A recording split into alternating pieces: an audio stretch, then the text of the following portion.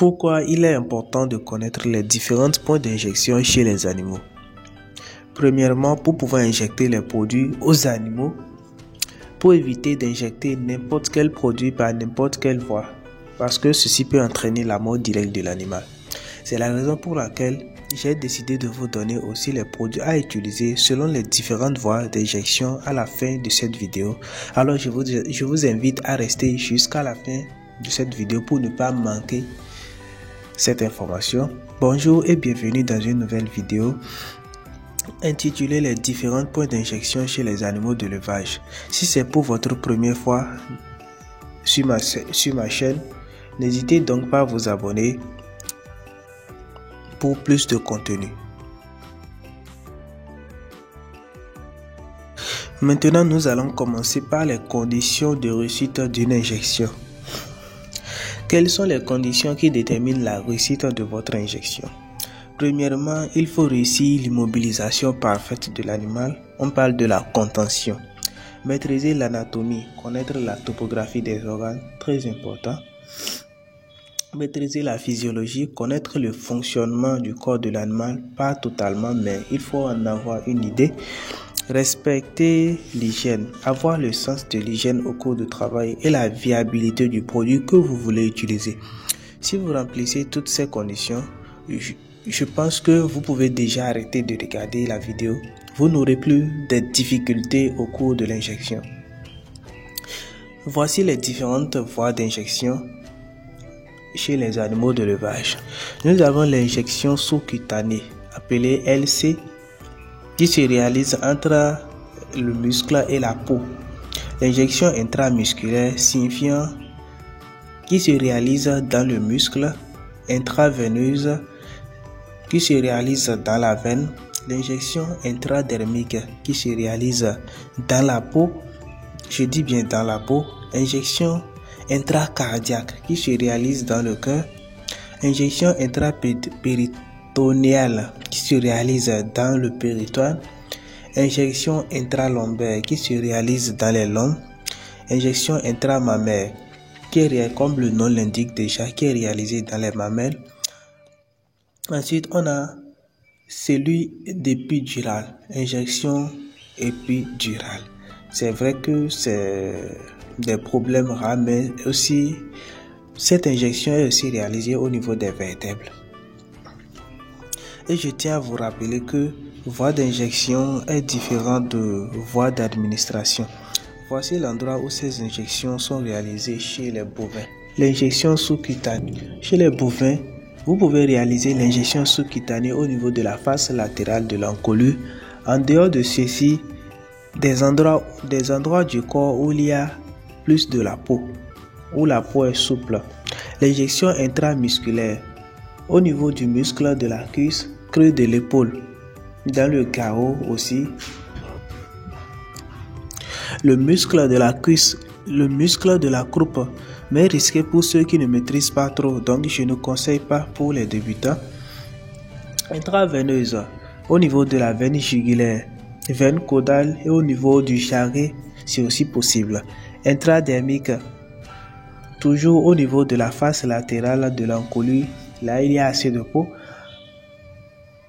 Au niveau du pli de la queue, intracardiaque du bovin. Intracardiaque, le côté où il y a le cœur de l'animal. On peut utiliser le stéthoscope pour bien localiser le cœur. Intrapéritonéal, à partir du flanc gauche, c'est possible mais demande des maîtrises. Intralombaire, au niveau des vertèbres lombaires, localisées dans la région du lombe. Intramammaire, comme le nom l'indique, dans la mamelle. Et l'injection épidurale, réalisée entre les vertèbres aussi, mais ces dernières injections sont des injections qui nécessitent un peu de maîtrise, et ces problèmes sont souvent même rares dans les élevages. Chez les ovins, l'injection sous-cutanée est réalisée au niveau de la face latérale de l'encolure ou tout endroit où la peau est souple. L'intramusculaire au niveau de la face interne de la cuisse, intraveineuse, veine jugulaire, veine de l'oreille et veine abdominale, c'est possible. Intradermique au niveau de la face latérale de l'encolure et au niveau de la face interne de la cuisse. Intracardiaque. Comme chez les bovins, du côté où il y a le cœur, vous pouvez aussi utiliser le stéthoscope pour pouvoir bien localiser le cœur. Intrapéritonéal, à partir du flanc gauche, c'est possible, mais demande des maîtrises comme celui des bovins.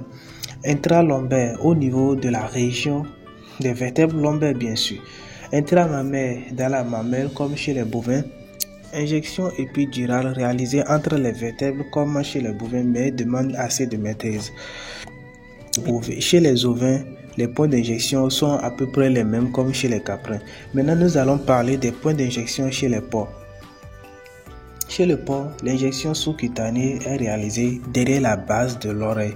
C'est là-bas on peut trouver de la peau souple. Sinon, tout le corps de l'animal, c'est de la graisse. C'est du gras. L'injection intraveineuse au niveau de la veine auriculaire, c'est-à-dire veine de l'oreille, à la face supérieure de l'oreille. Intramusculaire postérieure de la cuisse. Intradermique, face interne de la cuisse, derrière le bord de l'oreille. C'est possible aussi l'intradermique. Voici les points d'injection importants chez le porc. Pour le reste, au cas où ces problèmes arrivaient dans votre élevage, vous considérez les mêmes points que chez les ovins, mais ce sont souvent des problèmes rares chez le porc. Le lapin, nous allons parler des différents points d'injection chez le lapin. L'injection sous-cutanée du côté du corps de l'animal. Il y a de la peau là-bas. L'injection intraveineuse, veine marginale de l'oreille, mais avant de retrouver, il faut raser les poils. L'intramusculaire, partie postérieure de la cuisse. Ce sont les points d'injection les plus importants chez le lapin. Je pense que vous comprenez avec moi que pour les autres points d'injection, ce sont des problèmes souvent rares chez le lapin. Les volailles. Les différents points d'injection chez la volaille. L'intramusculaire, du côté du bréchet de l'animal. L'intraveineuse, au niveau de la veine axillaire. Sous-cutanée, je peux dire du côté de tout le corps de l'animal, bien sûr, c'est possible l'intra et sous-cutané. Ainsi, voici les différents points d'injection chez les animaux d'élevage que tout éleveur vétérinaire devrait connaître avant de pouvoir réaliser une très bonne injection. Et voici les produits que vous pouvez utiliser par différentes voies. Concernant les antibiotiques, on a les oxy 5%, épénistrepto ou pénicilline. Vous pouvez les utiliser par voie veineuse. Ça arrive. À part ces oxy, les oxy 10% et 20% et d'autres produits huleux ne doivent pas être injectés dans le sang. Dans le cas échéant, l'animal meurt sur le champ. Ce sont les solutions à queue qu'on peut injecter sur le sang. En dehors de ceci, avant toute injection, je vous conseille de lire correctement la notice. C'est la meilleure indication. Sur ce, nous allons nous arrêter là pour cette vidéo. Et si vous avez aimé, n'hésitez pas à vous abonner et me lâcher un pouce bleu. On se dit à la prochaine.